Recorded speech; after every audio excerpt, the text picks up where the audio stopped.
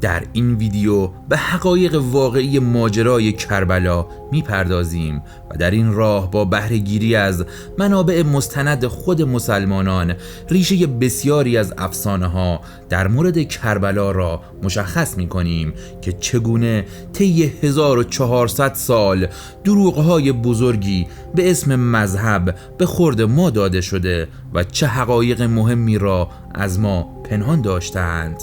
از این دست افسانه ها بسیار است. امیدواریم بیاموزیم که تنها عقل و اندیشه خود را میزان قرار دهیم. به قول مرحوم احمد کسروی تبریزی، بدبخت ملتی که تاریخ کشورش را نداند، شوربخت‌تر از آن ملتی که نخواهد تاریخ کشورش را بداند، تیره بخت‌تر از آن ملتی که تاریخ کشورش را به ریشخند بگیرد و سیاه بخت‌تر مردمی که به خاطر تاریخ ننگین کشوری دیگر بر فرق سر می‌کوبد و عمده روزهای سال خود را در عزاداری برای آن بیگانگانند. قابل ذکر است که واقعه کربلا اولین بار توسط شخصی به نام ابو مخنف و 61 سال پس از آن واقعه به رشته تحریر درآمد. پس از آن طبری مورخ بزرگ دنیای اسلام از روی ورق پاره های کتاب ابو مخنف ماجرا را نقل کرده است و تمامی مورخین بعد از ایشان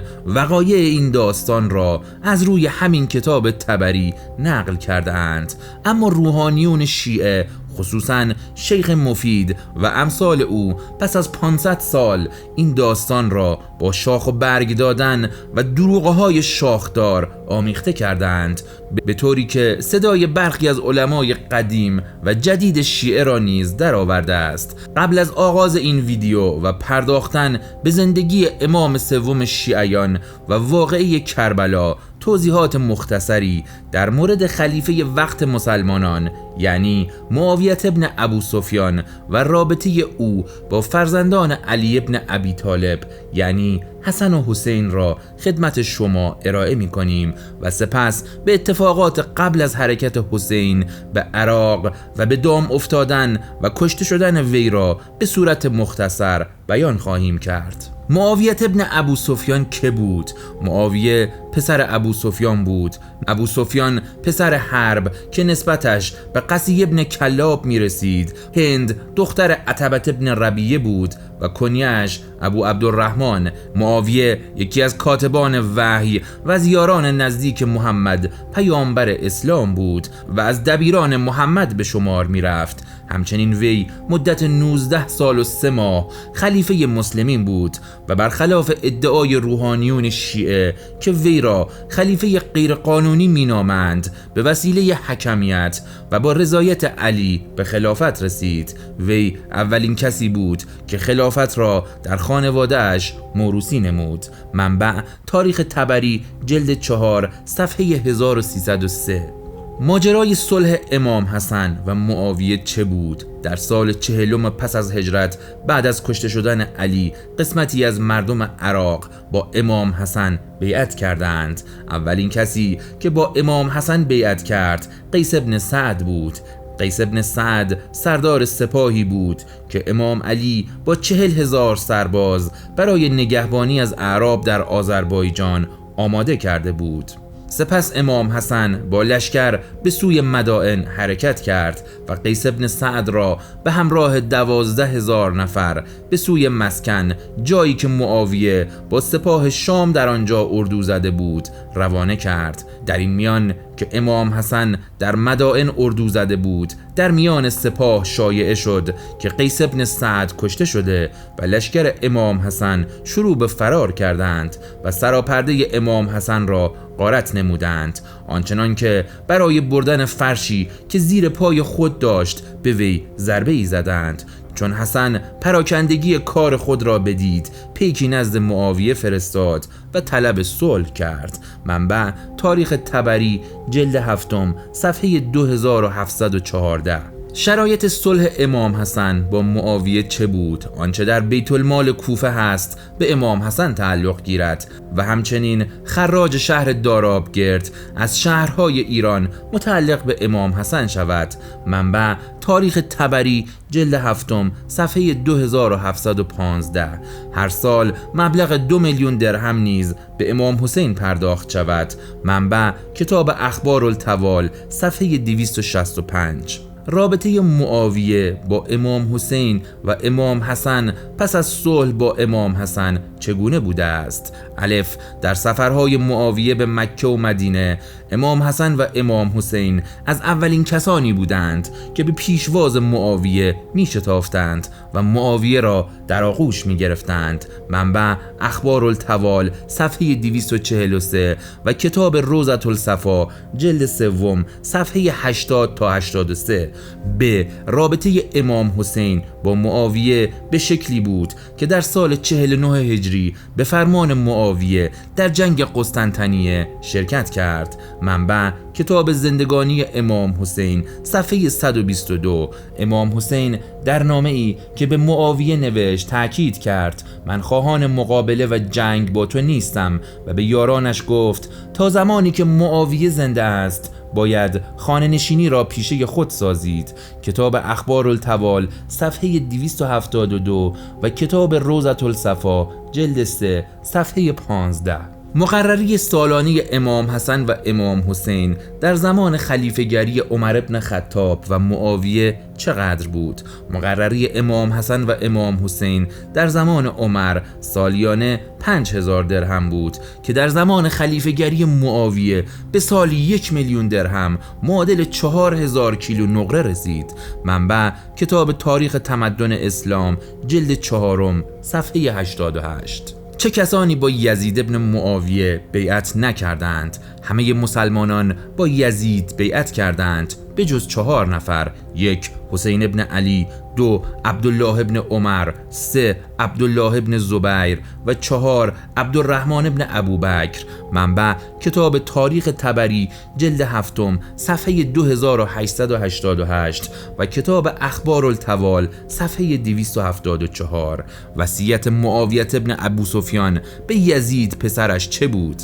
پسرکم، سفر و رفت و آمد را از پیش تو برداشتم و کارها را هموار کردم و اعراب را به اطاعت تو در آوردم مگر 4 کس از قریش. اول حسین ابن علی که مردی است کم خطر اما نسبتی بزرگ دارد و قرابت با محمد، چنانچه میبینم مردم عراق او را به قیام وادار میکنند. اگر به او دست یافتی گذشت کن که اگر من باشم گذشت میکنم. دوم عبدالله ابن عمر مردی است که کار دین وی را از پا در آورده و اگر کسی جز او نماند با تو بیعت میکند. سوم عبدالرحمن ابن ابوبکر که همه دلبستگی های او زن است و سرگرمی وقتی ببیند یارانش کاری کرده اند او نیز همان کار را میکند.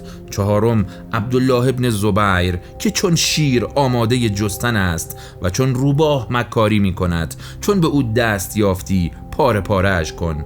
منبع کتاب تاریخ طبری جلد 7 صفحه 2888. پس از درگذشت معاویه، ولید حاکم مدینه شخصی نزد امام حسین فرستاد تا که با یزید بیعت کند.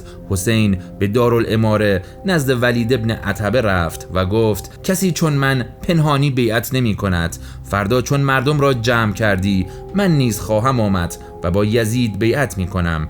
چون شب فرا رسید و هوا تاریک شد، امام حسین به همراه 2 خواهرش زینب و ام کلثوم و برادرانش ابوبکر و جعفر و عباس و خانواده اش پنهانی به مکه گریخت. منبع تاریخ طبری جلد 7 صفحه 2909 و کتاب اخبارالطوال صفحه 276. چرا امام حسین مسلم ابن عقیل را به کوفه فرستاد؟ پس از آنکه امام حسین از مدینه به مکه گریخت، مردم کوفه و فرستادگانش نزد امام حسین آمدند که ما مردم کوفه خیشتن را برای تو نگه داشته ایم و با ولایت داران به نماز جمعه حاضر نمی شویم. نزد ما آی. امام حسین مسلم ابن عقیل را پیش خواند و گفت به کوفه برو و در مورد آنچه به من نوشته اند بنگر تا اگر درست درست بود به سوی آنها رویم. منبع تاریخ طبری جلد 7 صفحه 2916. ماجرای رقابت عشقی میان امام حسین و یزید چه بوده است؟ زن هوسباز و زیبارویی به نام ارینب که در ابتدا معشوقه یزید بود، اما در آستانه ازدواج با یزید به خاطر وعده وعیدهای امام حسین دل از یزید برید و به عقد و ازدواج امام حسین درآمد. منبع کتاب الامام و السیاسه صفحه 166. ماجرای سرقت و مصادره کاروانی از کالاهای یزید توسط امام حسین در راه کوفه چه بود؟ امام حسین از مکه به سمت کوفه حرکت کرد تا به حوالی تنعیم رسید. کاروانی را آنجا دید که از جانب حاکم یمن برای یزید فرستاده شده بود. بار کاروان روناس و هله بود که پیش یزید می بردند. امام حسین کاروان را بگرفت و همراه ببرد. منبع تاریخ طبری جلد 7 صفحه 2968 و کتاب اخبار التوال صفحه 292. پس از محاصره کاروان امام حسین در کربلا توسط سپاهیان یزید، امام حسین از سپاهیان یزید چه درخواستی کرد؟ امام حسین گفت یکی از 3 چیز را از من بپذیرید. اول، یا به همان جا که از آن آمده ام باز میگردم. دوم، یا دست در دست یزید ابن معاویه میگذارم که در کار فیما بین رأی خیش را بگوید. سوم، یا مرا به هر یک از مرزهای مسلمانان که مشغول جنگ با کفار هستند از جمله دیلمستان ایران و قسطنطنیه بفرستید که یکی از مردم مرز باشم و حقوق و تکالیفی همانند آنها داشته باشم. منبع تاریخ طبری جلد 7 صفحه 3008.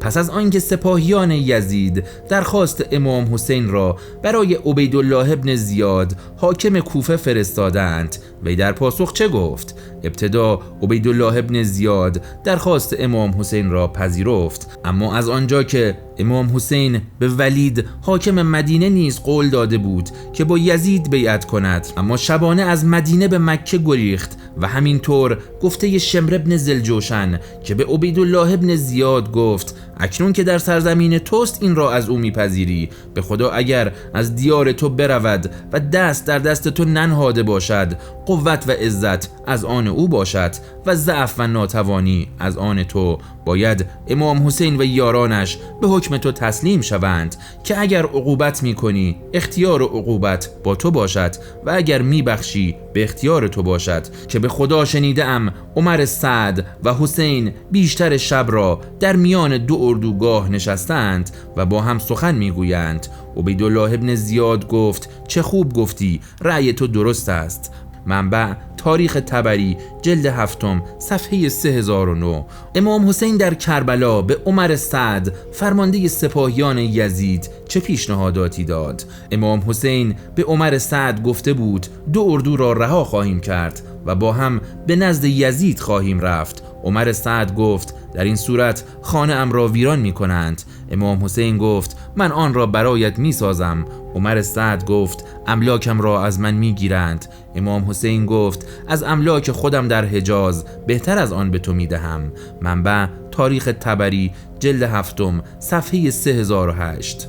آیا کاروان امام حسین در مدت محاصره در کربلا تشنه ماندند؟ خیر، وقتی تشنگی بر حسین و یارانش سخت شد، امام حسین عباس ابن ابی طالب را پیش خواند و با 30 سوار و 20 پیاده فرستاد و 20 مشک همراهشان کرد که شبانگاه برفتند و نزدیک آب رسیدند. 500 تن از سپاهیان یزید مراقب آبگاه بودند. چون به نزدیک آبگاه رسیدند، عباس گفت آمده ایم از این آب بنوشیم. گفتند بنوش، نوش جانت. عباس گفت تا حسین و این گروه از یارانش که میبینی تشنه اند، 1 قطره نخواهیم نوشید. آنگاه عباس به پیادگان گفت مشک‌ها را پر کنند. پس از آن کسان نمودار شدند و درگیری اندکی شد. یاران حسین با مشک‌ها بیامدند و آب را پیش وی بردند. منبع تاریخ طبری جلد 7 صفحه 3007. و از دلایل دیگری که در خیمه امام حسین در کربلا آب وجود داشت میتوان به این نکته اشاره کرد. پیش از شروع جنگ در کربلا امام حسین دستور داد خیمه ای بپا کنند. آنگاه امام حسین وارد خیمه شد و نوره کشید. نوره کشیدن یعنی اصلاح موهای زائد بدن. و چون امام حسین فراغت یافت دیگران رفتند و نوره کشیدند. منبع تاریخ طبری جلد 7 صفحه 3021. پس از کشته شدن امام حسین در کربلا رفتار یزید ابن معاویه با بازماندگان امام حسین چگونه بود؟ پس از واقعه کربلا بازماندگان امام حسین را به شام نزد یزید فرستادند که علی ابن حسین نیز در بین آنان بود. آنگاه یزید رو به علی ابن حسین کرد و گفت ای علی، به خدا پدرت حق خویشاوندی مرا رعایت نکرد و با من بر سر قدرتم به نزاع پرداخت و خدا با او چنان کرد که دیدی. و این آیه قرآن را خواند: آنچه از رنج و مصائب به شما میرسد همه از دست اعمال زشت خود شماست، در صورتی که خدا بسیاری از اعمال بد را عفو میکند. سوره شورا آیه 30. پس از آن بازماندگان امام حسین به خانه یزید رفتند و زنان خاندان معاویه کس نماند که گریه کنان به پیشواز نیامده باشد. 3 روز عزای حسین گرفتند و یزید همواره این جمله را می گفت: خدا عبیدالله ابن زیاد را لعنت کند. به خدا اگر کار حسین به دست من بود هرچه میخواست میپذیرفتم، حتی با تلف شدن جان یکی از فرزندانم مرگ را از حسین دور میکردم، ولی خدا چنان مقدر کرده بود. سپس یزید شخصی نزد زنان فرستاد که از تو چه گرفتند؟ هر که هرچه گفت 2 برابر آن را به آنها داد، به طوری که سکینه دختر امام حسین گفت هیچ کس را که منکر خدا باشد از یزید ابن معاویه بهتر ندیدم. سپس آنها را به همراه محافظی پارسا به مدینه فرستاد. منبع تاریخ طبری جلد 7 صفحه 3077. پس از دیدن این ویدیو قضاوت را به عهده شما عزیزان خردمند می‌گذاریم و از شما درخواست می‌کنیم این متون تاریخی معتبر را با نوشته‌های شیخ مفید و علامه مجلسی و دیگر روحانیون مقایسه کنید.